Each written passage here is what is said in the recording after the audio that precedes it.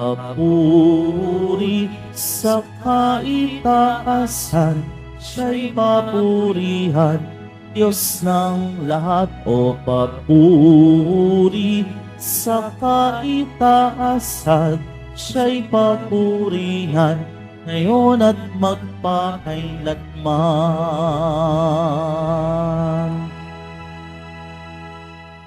Sa ngalan ng Ama at ng Anak at ng Espiritu Santo. Amen. Ang pagpapala ng ating Panginoong Hesukristo, ang pag-ibig ng Diyos Ama, at ang pakikipagkaisa ng Espiritu Santo naway sumainyong lahat. At sumaiyo rin. Mga kapatid, tinipon tayo bilang kaanib ng angka ng Diyos. Kaya dumulog tayo sa mawaing Panginoon na nagpapatawad ng lubos. Sinugong tagapagpagaling sa mga nagsisisi, Panginoon, kaawaan mo kami. Panginoon, kaawaan mo kami.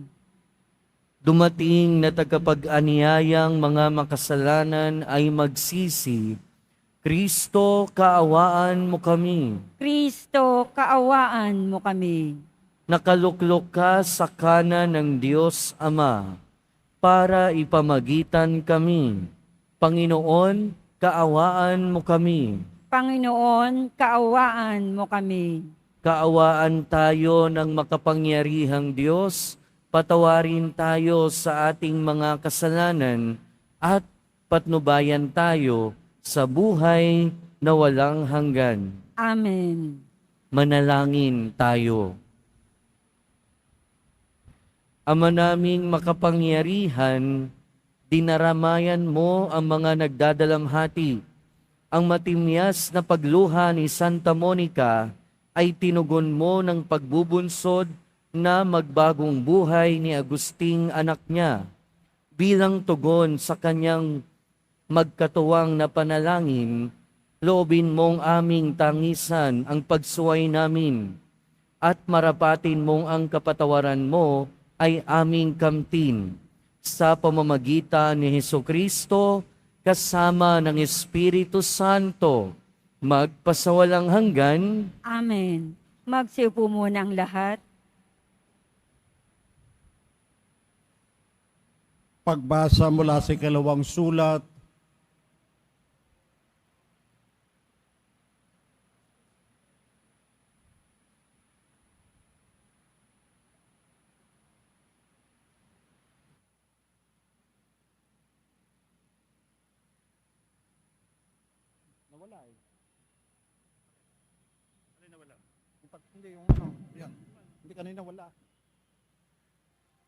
tungkol naman sa pagparito ng ating Panginoong Hesukristo at sa pagtitipon niya sa atin.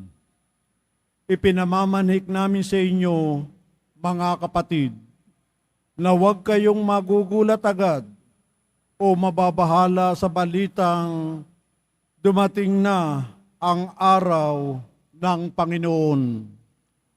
Huwag kayong maniniwala kahit sabihin nilang ito'y hula o pahayag o kaya'y sulat na galing sa amin. Sa anumang paraan, huwag kayong padadaya kanino man. Tinawag kayo ng Diyos sa pamamagitan ng mabuting balitang ipinahayag namin sa inyo upang makasama sa kalwalatian ng ating Panginoong Hesukristo. Kaya nga, mga kapatid, manatili kayong matatag sa mga katotohanang itinuro namin sa inyo, maging sa salita o sa sulat. Aliwin nawa kayo ng ating Panginoong Hesukristo at ng ating Diyos at Ama na umibig sa atin at sa kanyang habag ay magbigay sa atin ng walang pagbabagong lakas ng loob at matibay na pag-asa. Bigyan nawa kayo ng matatag na kalooban upang inyong maipahayag at maisagawa ang lahat ng mabuti. Ang salita ng Diyos. Salamat sa Diyos. Panginooy paririto upang hatulan niya tayo. Panginooy paririto upang hatulan niya tayo. Panginooy siyang hari, sa daigdig ay sabihin, sa libutay matatag na kahit ito ay ugain. Sa paghatol sa nilikha, lahat ay pantay sa paningin. Panginooy paririto upang hatulan niya tayo. Lupa't langit ay magsaya, umugong ang kalaliman. Lahat kayo na nilikhang nasa tubig ay magdiwang. Ang bukirin at ang lahat ng naroon ay sumigaw. Panginooy paririto upang hatulan niya tayo. Pati mga punong kahoy, sa galak ay mag-awitan. Ang pon ay pupurihin pagkat siya ay daratal. Paririto sa daigdig upang lahat ay hatulan. Tapat siya kung humatol at lahat ay pantay-pantay. Panginooy paririto upang hatulan niya tayo. Magsitayo po ang lahat.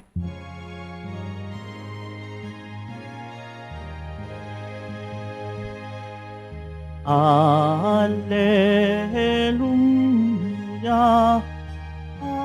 Alleluia, Alleluia, Alleluia.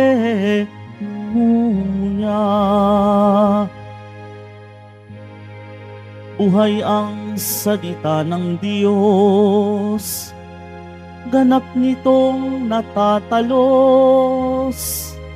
tanang ating niloloob. Alleluia, Alleluia, Alleluia, Alleluia.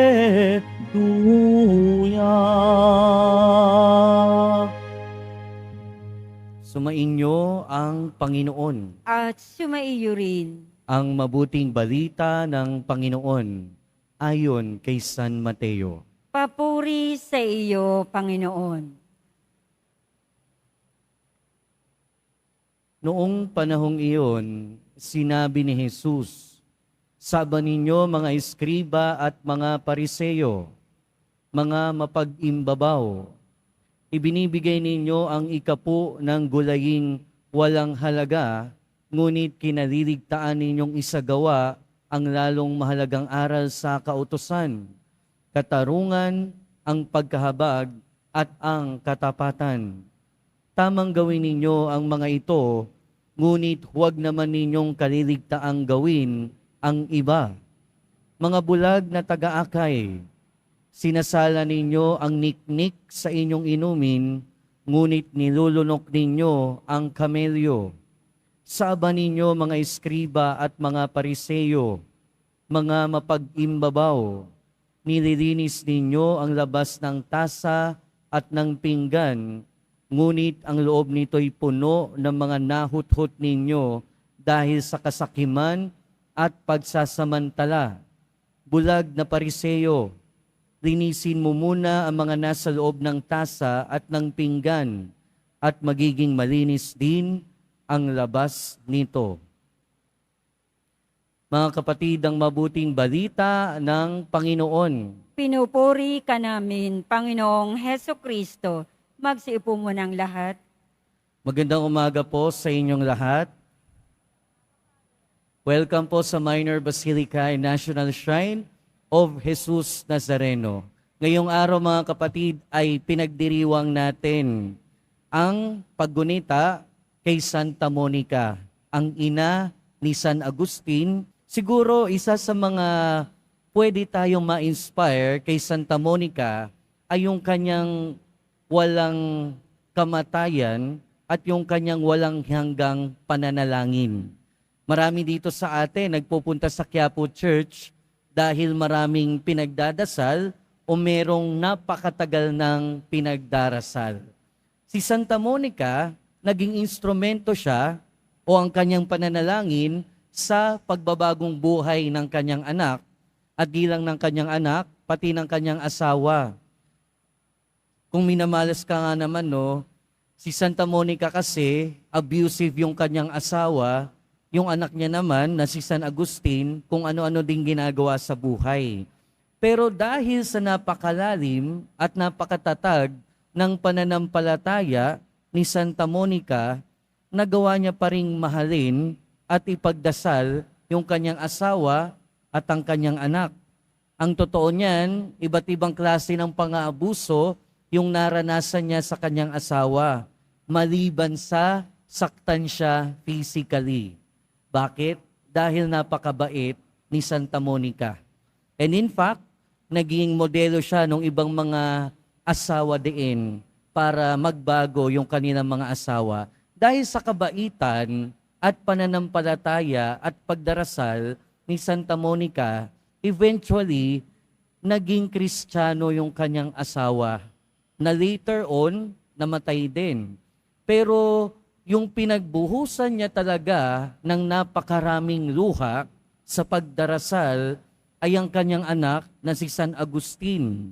Alam niyo ba kung ilang taon siyang nagdasal ng walang humpay para lang magbago ang kanyang anak? 17 years. 17 taon. Siguro, yung iba dito sa atin ngayon, merong matagal ng pinagdarasal. Malamang meron ng dekada, meron ng 5 taon na nagdadasal tungkol sa isang bagay, 1, 2, malay natin, baka meron ding 17 years ng taon na nagdarasal para sa kanyang mahal sa buhay o para sa natatanging kahilingan. Mga kapatid, yung pananampalataya na hindi sumusuko ay yung pinakita sa atin ni Santa Monica. Bukod sa kanyang matinding pagmamahal sa kanyang anak na si San Agustin, nandoon yung walang humpay at hindi napapagod, hindi tumitigil na pananampalataya. At ito yung klase na pananampalataya na sinasabi ni San Pablo sa mga taga-Tesalonica. Kaya nga sinasabi niya, naway patatagin pa ng Panginoon ang inyong pananampalataya. Hindi exactly gano'n yung sinabi niya, pero parang gano'n yung tinutukoy niya sa unang pagbasa. Matatag na pananampalataya.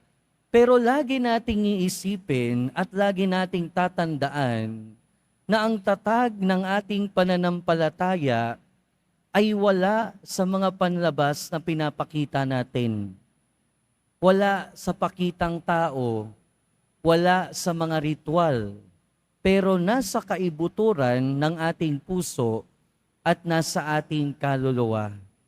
Kasi hindi naman natin maloloko ang Diyos sa pamamagitan ng ating mga panlabas na kilos. Sa ating ebanghelyo, narinig natin yung pagpapatuloy nung 8 mga aba. Kahapon narinig natin yung 3. At ngayon narinig natin yung 2 mga aba.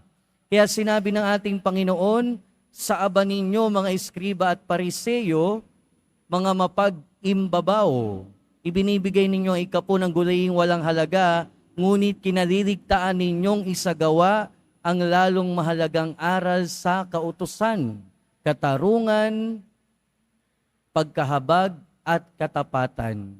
Yung mga eskriba at pariseyo sa panahon ng mga Hudyo, pagka meron kang tinatanim ng mga gulay at mga saka, nilalagyan niya ng tax para sa templo na napupunta partly para sa mga eskriba at pariseyo. Ngayon, ang sinasabi dito ng ating Panginoon ay yung kahit kaliit-liitang mga halaman, nilalagyan pa nila ng tax. At dahil doon, yung mga mahihirap, lalong naghihirap. At dahil nga lalo silang naghihirap, talagang nakikita ng ating Panginoon na nawawala yung katarungan, yung habag at katapatan. Ibig sabihin, mahalaga yung mga ritual, mahalaga na sundin yung mga utos, pero hindi natin pwedeng kalimutan yung mga bagay na mahalaga din. And usually, yung mga bagay na mahalaga ay yung mga bagay na hindi nakikita ng mga mata. Yung katarungan ba, nakikita yan ng mga mata natin? Pwedeng oo. Yung habag ba, nakikita ng mata natin? Yan, hindi yan nakikita. Yung katapatan ba, nakikita yan ng mata natin? Hindi rin yan nakikita. Sa pangalawang sinabi ng ating Panginoon, nililinis niyo ang labas ng tasa at pinggan, ngunit ang loob nito'y puno ng nahuthot ninyo dahil sa kasakiman at pagsasamantala. Noong mga panahon na yon, syempre alam nating lahat na yung mga Hudyo, meron silang tinatawag na ritual cleansing. Na ang lahat sa kanila, merong ritual kung paano maglinis, kung paano maghugas, at yung tendency nung ibang mga eskriba at pariseyo ay maging sobrang strikto sa mga bagay na ito. To the point na kapag nakita na yung iba na hindi gumagawa ng tama, galit na galit sila at pinipintasan yung iba. At yun yung naranasan ng ating Panginoon sa kanyang buhay. Kaya nga 'di ba maalala natin, sinisita ang ating Panginoon sa ibang bahagi ng ebanghelyo. Bakit hindi naguhugas ng kamay yung mga alagad mo? Sa iba pang pagkakataon, sinabihan sila, bakit sila pumumpitas ng uhay ng palay o ng trigo sa araw ng pamamahinga? Bakit ka nagpapagaling sa araw ng pamamahinga?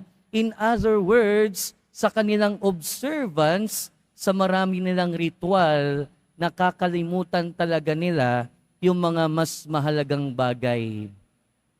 Pero yun yung pananampalataya nila. At sa pamamagitan nun, akala nila tumatatag yung kanilang pananampalataya. Mga kapatid, isa sa mga mensahe ng ating mga pagbasa ngayon ay ang ating pananampalataya o sa sarili nating pag-express o pagpapahayag ng pananampalataya, hindi ito nakasalalay lagi at hindi yung kabuuan ay sa mga external na ginagawa natin. Nung nakaraan lang, nabasa ko sa FB, siguro alam nyo ng lahat na nabuksan na yung Cost for Sainthood ni Calorin. At meron akong nabasang comment na sobrang nakakalungkot. At mas nakakalungkot ko yung isa sa inyo dito ay nagsishare ng parehong comment. At sinabi doon, nung isang commentator o nag-comment, sabi niya, Katoliko ako pero parang sobra na to. Hindi na maganda. Lahat na lang ginagawang santo. Pero bakit? Ang goal natin sa buhay ay maging santo. Hindi tayo makakapasok sa langit kung hindi tayo santo. Yun yung goal natin, yun yung ultimate destination natin. At kung ayaw mo maging santo, bakit pipigilan mo yung iba na maging santo? Bakit pipigilan mo yung iba na maging banal? Bakit pipigilan mo na magkaroon ng inspirasyon sa pananampalataya yung mas nakararaming mananampalataya?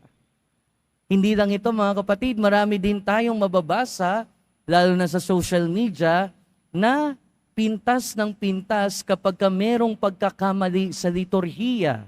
Pagka namali yun ang basa yung lektor, pagka may nasabing mali yung homily, pagka may panagawang mali yung sakristan o yung kung sinong mga nagsaserve. At the expense ng pamamahiya, panlalait, at kung ano-ano pa. I hope hindi tayo kabilang sa kanila. Mga kapatid, yung pagkikriticize, pagpapintas ng pananampalataya ng iba ay hindi makadaragdag ng kabanalan natin. Yung paninira at pagsisita sa pananampalataya at ritual ng iba ay hindi makadadagdag sa pagpapakabuti natin. Pero lagi nating alalahanin, mahalaga ang mga bagay na pinapakita natin alang-alang sa pananampalataya at alang-alang sa ating buhay Kristiyano. Kaya nga sinusunod natin kung anong sinasabi ng simbahan. Kaya nga may mga pagkilos tayo, lahat yan mahalaga. Pero ang paalala sa atin, hindi lamang ito ang mahalaga. Maraming bagay na mas mahalaga. Maraming bagay na mahalaga din. Katulad nung ginawa ni Santa Monica.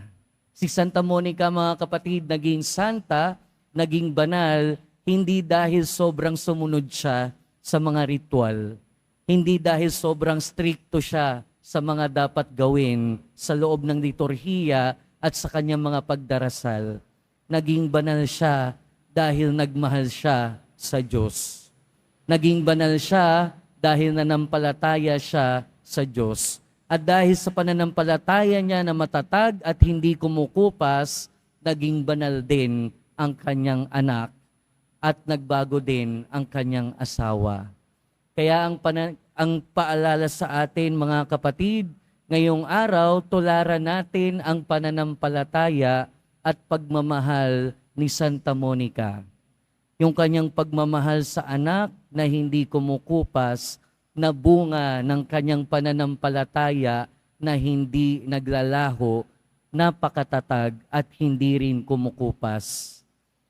At paalala din sa atin ng ating mga pagbasa ngayon na bigyan ng tamang halaga ang bawat aspeto ng ating pananampalataya. Hindi pwedeng bibigyan lang natin ng halaga yung isang aspeto ng ating pananampalataya at kakalimutan yung iba. Balance tayo. Bawat aspeto ng ating pananampalataya ay dapat bigyan ng karapatang pagpapahalaga. At nawa, yung pinapahalagahan natin sa ating pananampalataya ay yung mga bagay din na magpatatag sa ating pananampalataya. Amen. Magsitayo po ang lahat.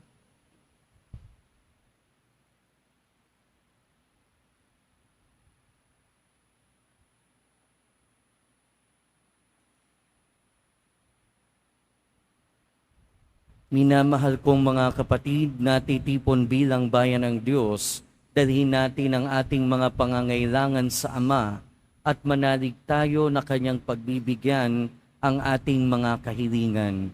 Sa bawat panalangin ang ating itutugon, Ama, basbasan mo ang taos-puso naming panalangin. Ama, basbasan mo ang taos-puso naming pananalangin.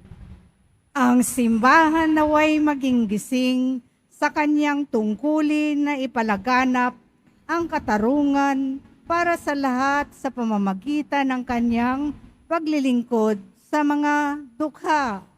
Manalangin tayo. Ama, basbasan mo ang taos-puso naming pananalangin. Ang mga opisyal ng gobyerno naway maging tapat sa kanilang pagbibigay ng serbisyo at pagsasakatuparan ng mga programa para sa mga mahihirap at napapabayaan. Manalangin tayo. Ama, basbasan mo ang taos-puso naming pananalangin. Ang mga empleyado at mga manggagawa naway maging magalang at magpakatotoo sa isa't isa. Manalangin tayo. Ama, basbasan mo ang taos-puso naming pananalangin.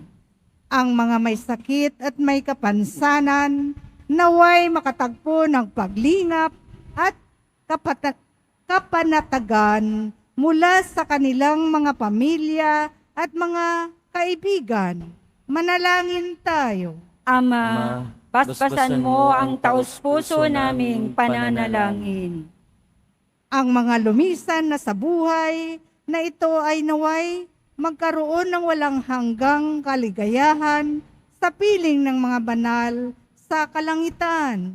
Manalangin tayo. Ama, Basbasan mo ang taus-puso naming pananalangin. Ama naming nasa langit, palalimin mo ang aming pananampalataya upang umunlad kami sa iyong pag-ibig at lagi kaming maglingkod sa iyo ng may kagandahang loob at katapatan sa aming puso. Hinihiling namin ito sa pamamagitan ni Kristo na aming Panginoon. Amen. Magsipo muna ang lahat.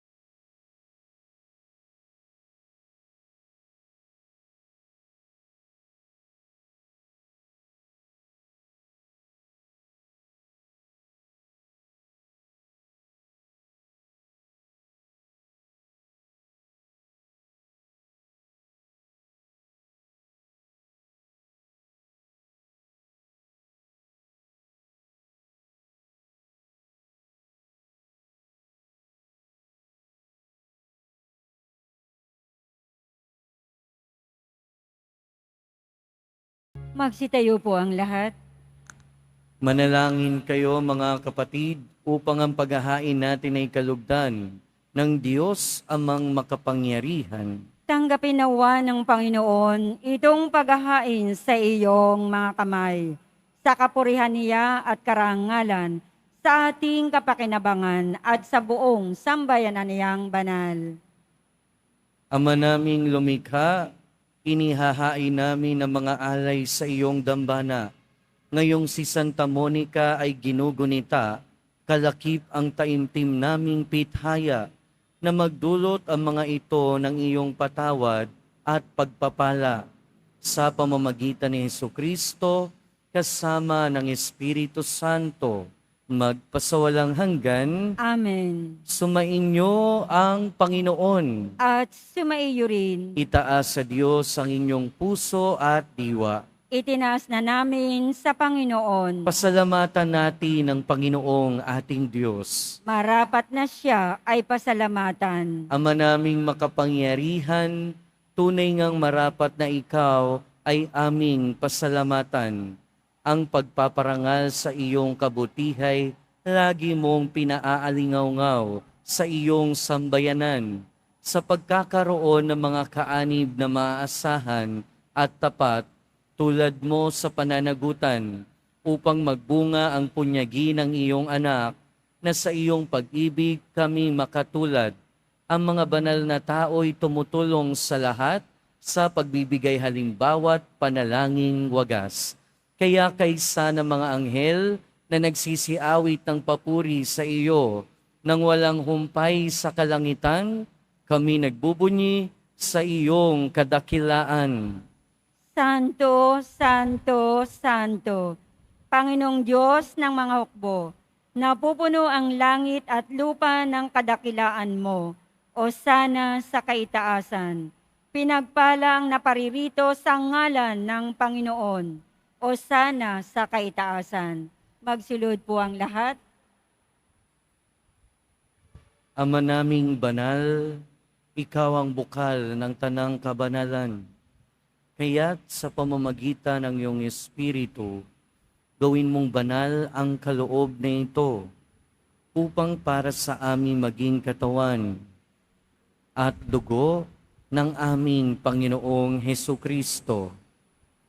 Bago niya pinagtiis ang kusang loob na maging handog, hinawakan niya ang tinapay, pinasalamatan kaniya, pinaghati-hati niya iyon, iniabot sa kanyang mga alagad at sinabi, "Tanggapin ninyong lahat ito at kanin. Ito ang aking katawan na ihahandog para sa inyo."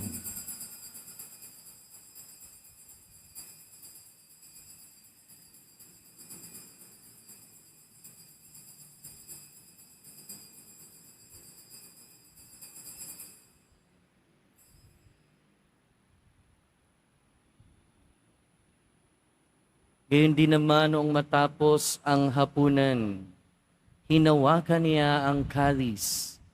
Muli kanyang pinasalamatan. Iniabot niya ang kalis sa kanyang mga alagad at sinabi, "Tanggapin ninyong lahat ito at inumin.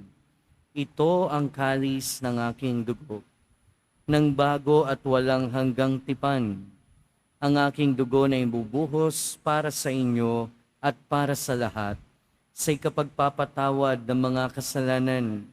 Gawin ninyo ito sa pag-alala sa akin."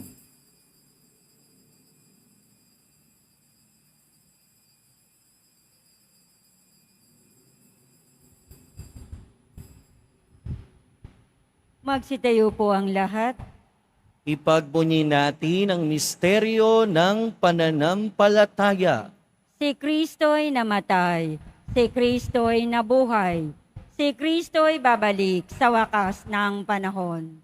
Ama, ginagawa namin ngayon ang pag-alala sa pagkamatay at muling pagkabuhay ng iyong anak. Kaya tiniaalay namin sa iyo ang tinapay na nagbibigay buhay at ang kalis na nagkakaloob ng kaligtasan. Kami nagpapasalamat dahil kami iyong minarapat na tumayo sa harap mo para maglingkod sa iyo. Isinasamo namin kaming magsasalo-salo sa katawan at dugo ni Kristo ay mabuklod sa pagkakaisa sa pamamagitan ng Espiritu Santo. Ama, lingapin mo ang iyong simbahang laganap sa buong daigdig. Puspusin mo kami sa pag-ibig kay San Francisco na aming Santo Papa at ni Jose na aming Obispo at ng Tanang Kaparian. Alalahanin mo rin ang mga kapatid naming nahimlay nang may pag-asang sila'y muling mabubuhay, gayon din ang lahat ng mga pumanaw. Kaawaan mo sila at patuloyin sa iyong kaliwanagan. Kaawaan mo at pagindapating kaming lahat na makasalo sa iyong buhay na walang wakas. Kaysa ng mahal na Birheng Maria na Ina ng Diyos, ng kabiyak ng puso niya si San Jose, kaysa ng mga apostol ni San Juan Bautista at ng lahat ng mga banal na namuhay dito sa daigdig ng kalugod-lugod sa iyo. Maipagdiwang nawa namin ang pagpupuri sa ikararangal mo sa pamamagitan ng iyong anak na aming Panginoong Hesukristo.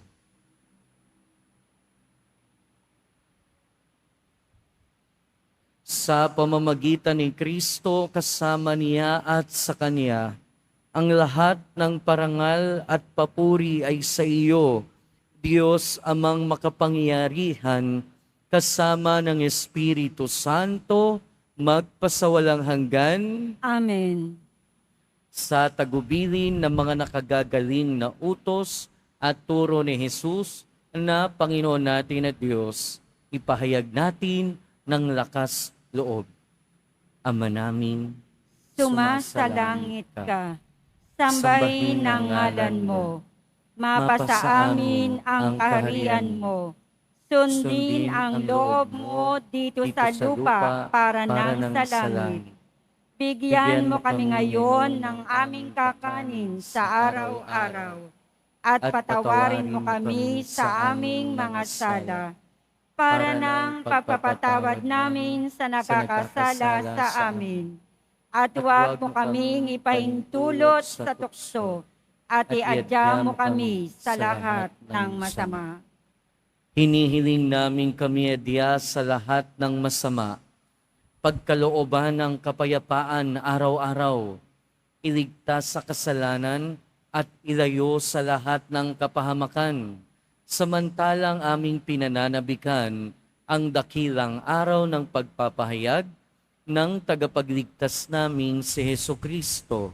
Sapagat iyo ang kaharian, at ang kapangyarihan, at ang kapurihan, magpakailanman. Amen. Panginoong Hesukristo, sinabi mo sa iyong mga apostol, kapayapaan ang iniiwan ko sa inyo, ang aking kapayapaan ang ibinibigay ko sa inyo. Tunghayan mo ang aming pananampalataya at huwag ang aming pagkakasala. Pagkalooban mo kami ng kapayapaan at pagkakaisa ayon sa iyong kalooban, kasama ng Espiritu Santo, magpasawalang hanggan. Amen. Ang kapayapaan ng Panginoon ay laging sumainyo. At sumaiyo rin. Magbigayan tayo ng kapayapaan sa isa't isa. Peace be with you po.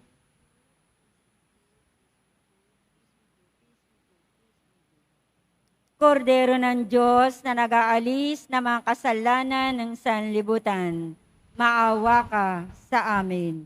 Kordero ng Diyos na nag-aalis ng mga kasalanan ng sanlibutan, maawa ka sa amin. Kordero ng Diyos na nag-aalis ng mga kasalanan ng sanlibutan, ipagkaloob mo sa amin ang kapayapaan.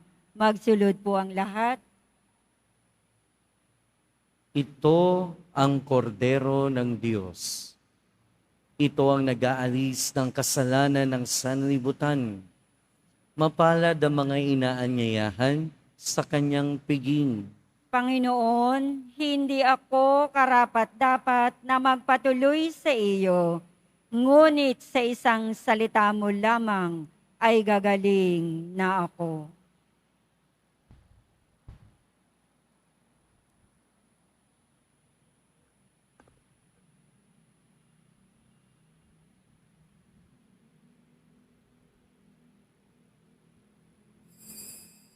Para sa lahat ng tatanggap ng banal na komunyon, sasagot po tayo ng amen pagkasabi ng pari o lay minister ng katawan ni Kristo at isubo agad sa bibig bago umalis sa harapan ng pari o lay minister. Sumunod po tayo.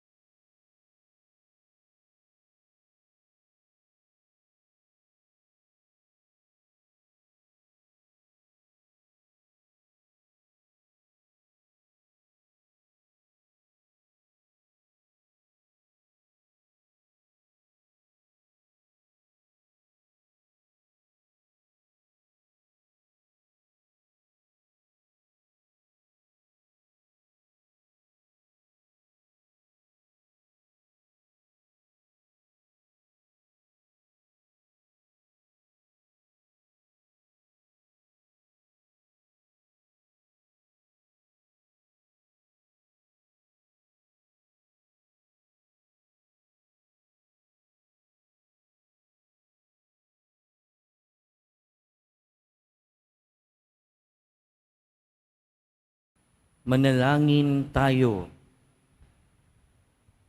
Ama naming mapagmahal, ang mga banal na pakikinabang ngayong si Santa Monica ay pinararangalan ay magdulot nawa ng liwanag at alab sa aming buhay upang maging maningas ang mga hangarin naming banal at maging masagana ang mga ginagawa naming kabutihan sa pamamagitan ni Jesucristo kasama ng Espiritu Santo, magpasawalang hanggan. Amen. Sumainyo ang Panginoon. At sumaiyo rin. Mahal na poong Jesus Nazareno, inihayag mo sa pamamagitan ng krus ang walang maliw na pag-ibig ng Diyos sa sangkatauhan. Pakinggan mo ang kahilingan ng iyong angkan na nagsusumamo sa iyo. Makamtanawa nila ang iyong katugunan at tanggapin ang kasagutan na may utang na loob na tinatanaw. Basbasan din po ninyo ang mga daladala nilang imahen at dasalan sa pamamagitan ng bendisyon na ito, naway maalala nila ang mga pangako nila noon sa binyag, na ikaw ang kanilang iibigin at paglilingkuran bilang Panginoon, magpasawalang hanggan. Amen. At pagpalain kayo ng makapangyarihan at mahabaging Diyos, Ama, Anak, at Espiritu Santo. Amen. Humayo kayong taglayang kapayapaan ng poong Jesus Nazareno. Salamat sa Diyos.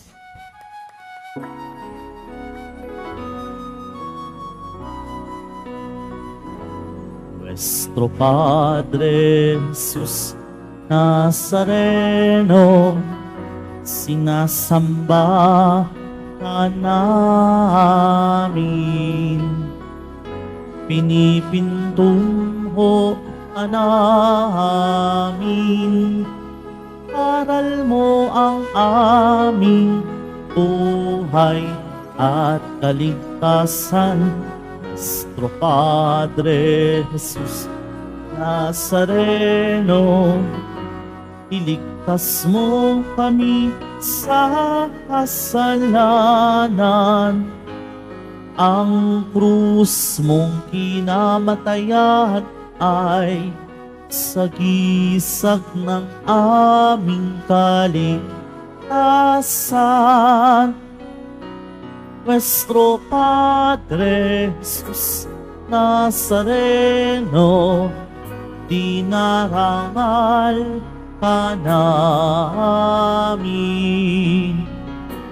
Nuestro Padre Jesus Nazareno, nilulwalhati ka namin.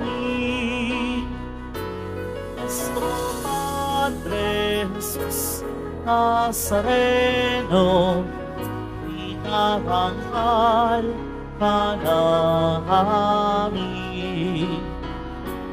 Nuestro Padre Jesus Nazareno, nilulwalhati ka namin.